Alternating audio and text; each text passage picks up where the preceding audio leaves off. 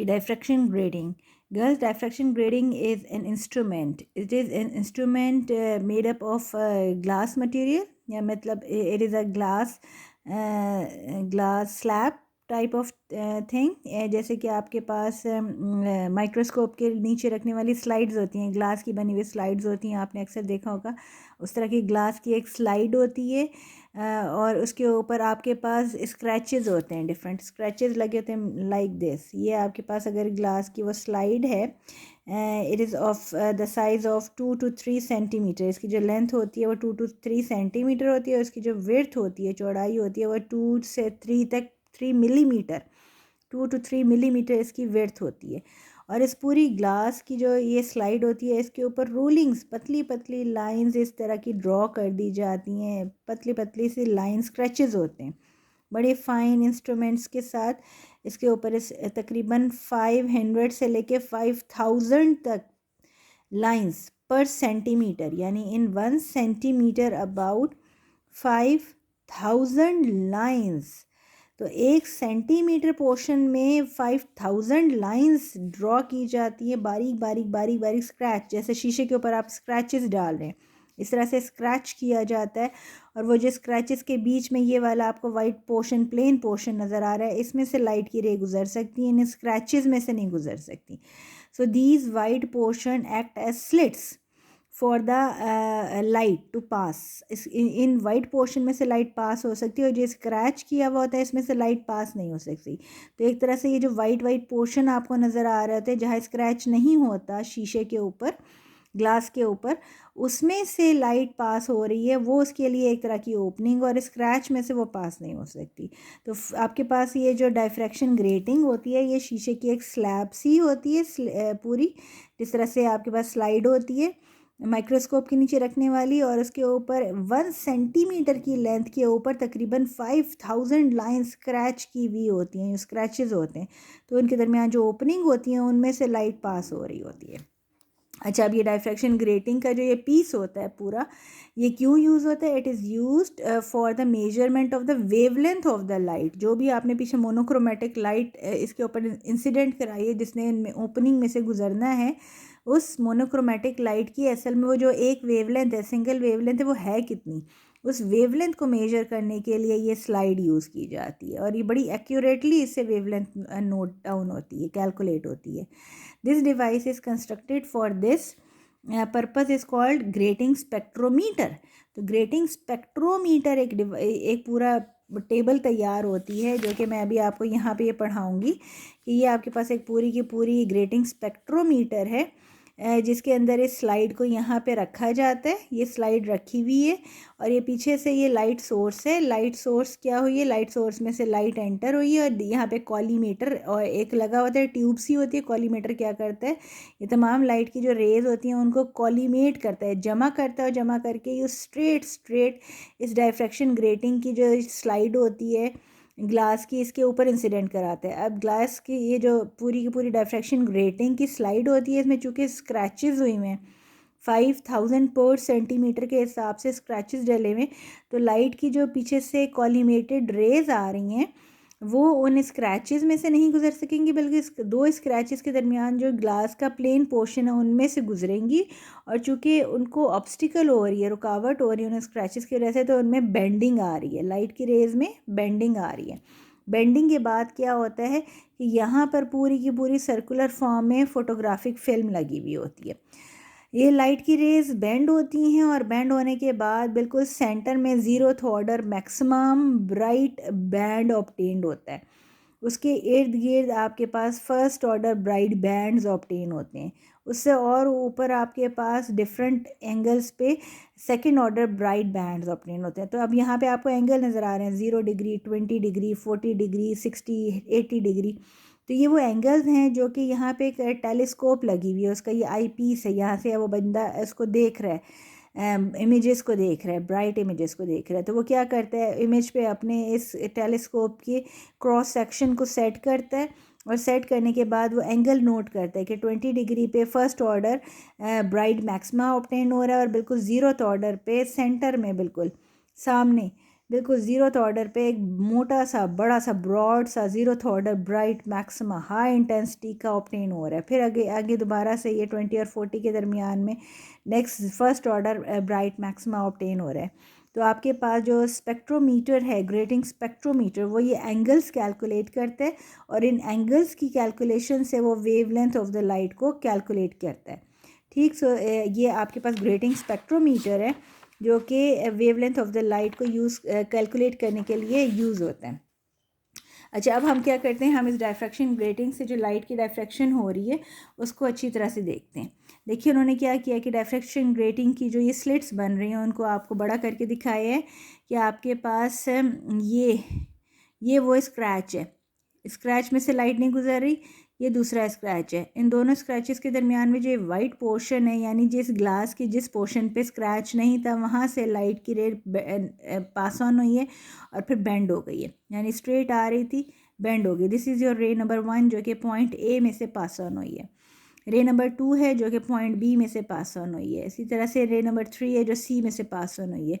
बहुत सारी रेज हैं जो different portion of the glass में से पास ऑन हुई हैं और इसके बाद सब बेंड हो रही हैं, यानी जो नॉर्मल आ रही थी उनसे उनका जो रास्ता है, पाथ है, वो डिविएट हो गया, एंगल थीटा से बेंड हो गया है अपने रास्ते से, सी स्ट्रेट पाथ से उनमें एंगल थीटा की डिविएशन क्रिएट हो गई है।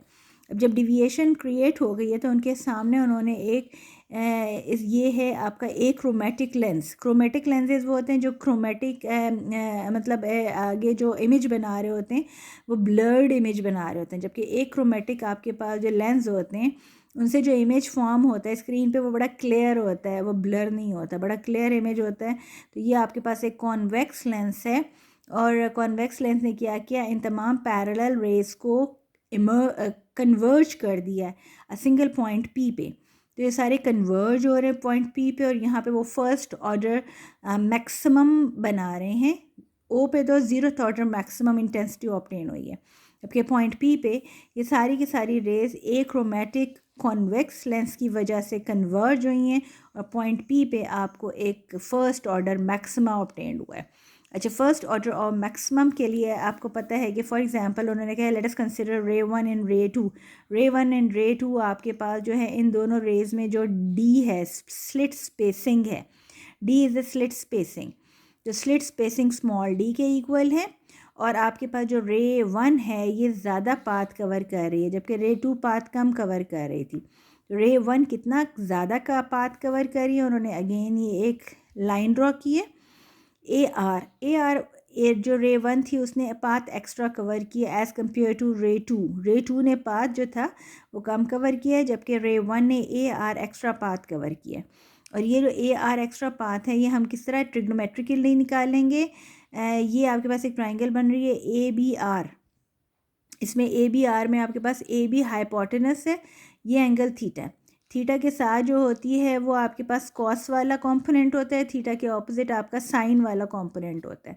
तो अगर ये हाइपोटेनस की वैल्यू डी के इक्वल है तो बेस के साथ आपके पास आ जाएगा डी कॉस थीटा और जो परपेंडिकुलर होगा ये आपके पास डी साइन थीटा के इक्वल हो जाएगा। तो परपेंडिकुलर जो था वो डी साइन थीटा था, वो AR पार्ट डिफरेंस था। So this path difference is your D sine theta. और अगर ये पार्ट डिफरेंस 1 लैम्डा यानी full integral multiple of full wavelength के इक्वल हो तो आपके पास जो रे 1 है और रे 2 है वो पॉइंट पी पे कंस्ट्रक्टिव इंटरफेरेंस टेक प्लेस करेगी। बार बार मैं कह रही हूँ फुल वेवलेंथ का पार्ट डिफरेंस होगा तो कंस्ट्रक्टिव इंटरफेरेंस होगा, λ/2 यानी हाफ वेवलेंथ का पार्ट डिफरेंस होगा दोनों रेज में तो डिस्ट्रक्टिव इंटरफेरेंस होगा।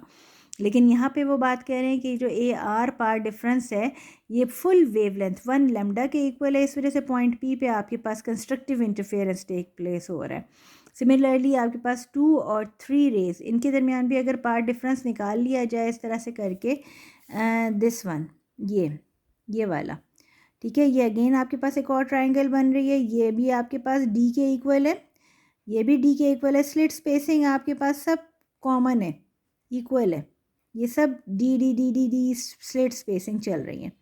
तो ये अगर आपके पास डी है और ये आपके पास एंगल थीटा बन रहा है तो ये आपके पास डी कॉस थीटा होगा, जबकि जो ये पार्ट डिफरेंस है ये डी साइन थीटा के इक्वल होगा। तो डी साइन थीटा आपके पास रे 2 और रे 3 की वजह से भी पॉइंट पी पे 1 लैम्डा का ही होगा, इसी तरह से इन दोनों रेज में भी पाथ डिफरेंस 1 लैम्डा का ही होगा, इन दोनों में भी पाथ डिफरेंस 1 लैम्डा का ही होगा। तो हर दो कंसेक्टिव वेव्स का एक दूसरे के साथ जो पाथ डिफरेंस जनरेट हो रहा है वो सब का सब आपस में 1 लैम्डा का ही जनरेट हो रहा है। ठीक है, सबका path difference 1 lambda 1 lambda 1 lambda का ही जनरेट हो रहा है। तो तमाम ये कंसेक्टिव जो वेव्स हैं, ये रे 1 2 3 4 5, ये आपस में पॉइंट पी पे आके कंस्ट्रक्टिव इंटरफेरेंस टेक प्लेस कर रही हैं। तो आपके पास यहाँ पे कंडीशन क्या आ रही है, path difference d sine theta is equal to 1 lambda. This is a equation for the constructive interference at point P. अब D क्या चीज़ थी, D मैंने अब आपको बताया था separation between the two slits. यहाँ पे बार बार मैं आपको दिखा रही हूँ दो स्लिट्स, A पॉइंट और B पॉइंट के दरमियान जो सेपरेशन है वो D के इक्वल है, स्लिट स्पेसिंग। इसका नाम होता है ग्रेटिंग एलिमेंट। अब याद रखना आप सब लोग कि D होता है grating element, D is the separation between two slits and it is known as grating element. Grating element की बेटा आप लोगों के पास इक्वेशन होती है, डेफिनेशन होती है। ग्रेटिंग एलिमेंट होती है, it is the value obtained by dividing the unit length of the grating to the total number of lines ruled on it. यानी यूनिट लेंथ आपके पास, वैसे तो मैंने अभी आपको बताया था जो डायफ्रैक्शन ग्रेटिंग होती है वो कितनी होती है, उसकी जो लेंथ होती है वो 2 से लेके 3 सेंटीमीटर तक होती है। लेकिन ये भी मैंने आपको बताया था तकरीबन इसकी 1 सेंटीमीटर पे कितनी लाइंस होती हैं, ऑलमोस्ट 5000 लाइंस मौजूद होती है यूनिट लेंथ 1 सेंटीमीटर पे। तो आपने क्या करना है, डी निकालने के लिए यूनिट लेंथ इसकी तकरीबन होती है 1 सेंटीमीटर, यूनिट मीन्स 1। तो 1 सेंटीमीटर पे number of lines ruled on 1 centimetre, तो नंबर ऑफ लाइंस तकरीबन इसकी 5000 तक होती हैं। तो यूनिट लेंथ आपके पास 1 सेंटीमीटर होगी और 1 सेंटीमीटर पे कितनी लाइंस ड्रॉ हुई हैं, ये 500 से 5000 तक वेरी कर सकती हैं, 500 से लेके 5000 तक वेरी कर सकती हैं। तो डायफ्रैक्शन ग्रेटिंग एलिमेंट, इसको कहते हैं ग्रेटिंग एलिमेंट। ग्रेटिंग एलिमेंट होता है यूनिट लेंथ को आपने डिवाइड करना होता है, उस यूनिट लेंथ पे कितनी लाइंस ड्रॉ हुई हैं वो उसके ऊपर लिखा हुआ होता है कि 1 सेंटीमीटर पे 500 लाइंस ड्रॉ हुई हैं, 1000 हुई हैं कि 5000 हुई हैं, वो लिखा हुआ होता है। तो grating element is your unit length divided by number of lines on that unit length.